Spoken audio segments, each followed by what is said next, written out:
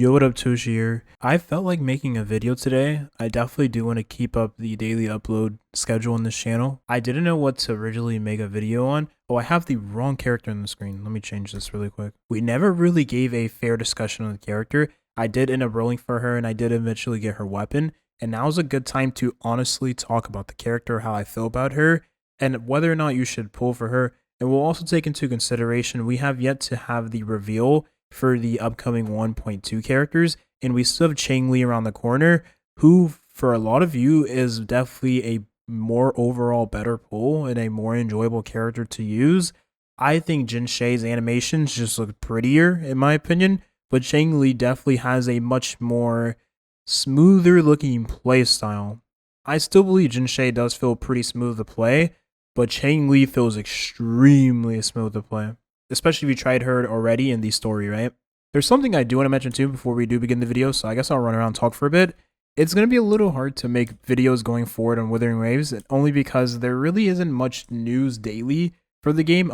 As you all know, Kuro Game, they suck at marketing. Let's be realistic here. Their marketing team isn't really up to speed with Hoyoverse marketing team, right? Now, obviously, their budget isn't that high for marketing.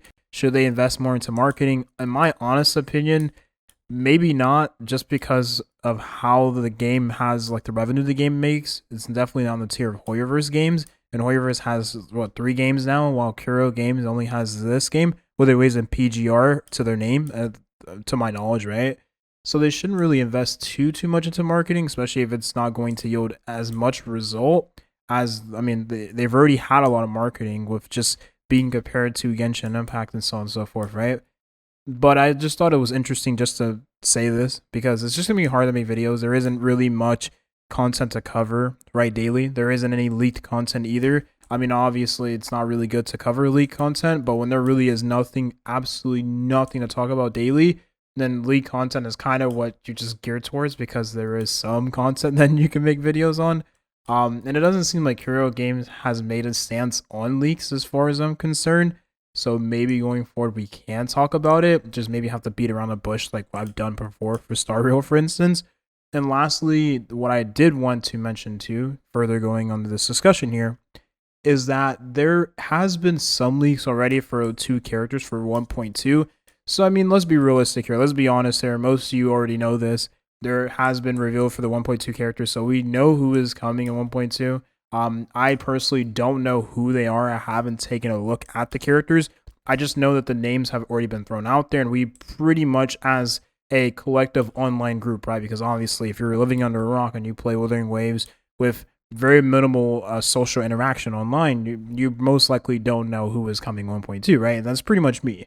Now, I don't know who is coming. I just know names thrown around pretty much, and I have no idea what they look like. I have no idea what the kits are, but some of you out there probably very much so know way more than I do about these 2 characters. Anyways, let's talk about Jinhsi. I think Jinhsi is an amazing damage dealer. She's really fun to play with.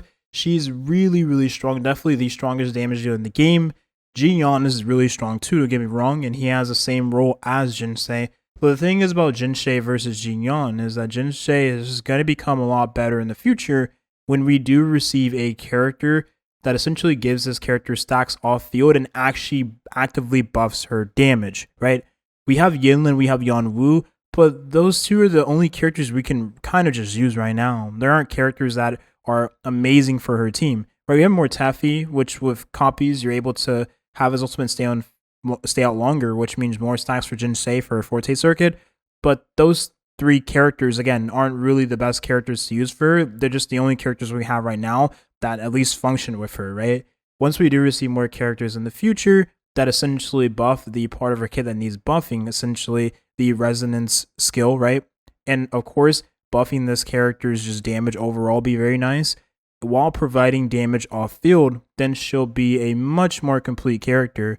Much like Jinhsi would need a character that essentially does what Yang Yang does, giving energy, while also giving a type of damage boost or attack boost to the character so that he performs better in the team. So what I'm thinking is essentially a Mortefi and Yang Yang combined. Jinhsi, she's a very solid character. Should you pull for her though, after knowing what is coming in 1.2? I mean, for those of you that do know, all I can say for certain though is that she is the strongest damage dealer in the game currently. Even without her weapon, she still feels pretty solid. her weapon does give her a ton of stats, right? A ton of resonance skill damage boosting stats. It also does give her a ton of elemental damage bonus. So the weapon does enhance the performance of the character greatly. And if you don't have her weapon, then you're probably prone to just using the 5-star broad blade that you get from the standard banner, which isn't the worst thing in the world, right? You get a ton of attack percentage. You have a very high base attack from the weapon. And even though Resonance Liberation is a very minor part of Jinhsi's kit, you still buff it, which is decent, but it's not really the best weapon to use on her. It's just the alternative to her 5-star signature weapon, right? And if you do end up wielding the Lustrous Razor, then your build has to change overall. You're kind of forced to go the 4-4 build because this right here, the 5-star signature weapon, has create main stat, which means you don't have to run a 4-4 build because you are getting crit rate from this weapon, and you just slap on a crit rate 4-piece, right? Create 4-star, 4-cost echo, 4-cost echo, same thing as 4-cost 4-star, whatever.